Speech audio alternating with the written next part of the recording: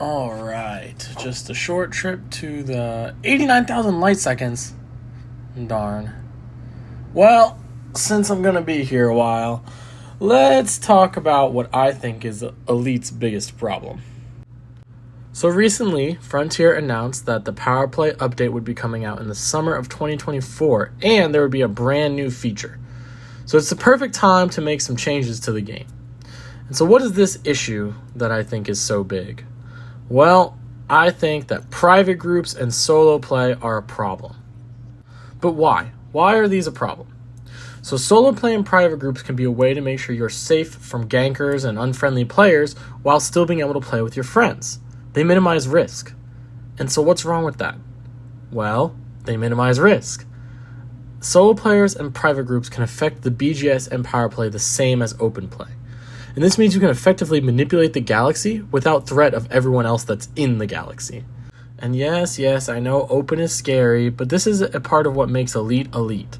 In multiplayer games, easier game modes and difficulties make it harder for you to find good loot or earn experience. And Elite, for solo play and private play, the game is easier, but there's no trade-off. In Elite, you can just hop into a private group and still influence everything. And why is this even a problem? So features like Power Play, where many different groups and players are fighting to control the same universe, being able to not deal with anyone else in the universe is a big advantage. And yes, everyone could just play solo or private, but then at that point, why not make Elite a single player game?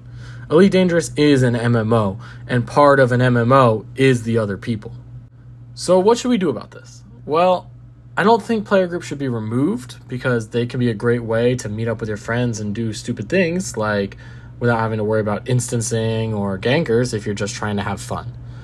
But there needs to be some sort of balance that makes open play a viable thing and makes solo and private groups actually have a trade-off.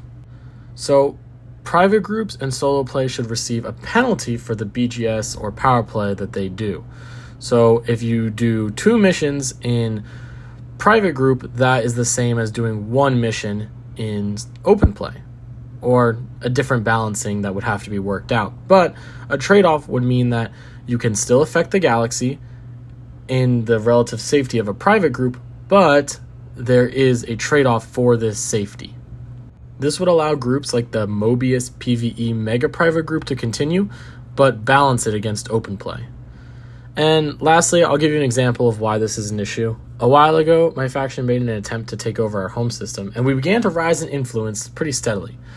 But all of a sudden, we started to drop, and we were doing like 20 missions a day each, but we still managed to keep dropping in influence every single day.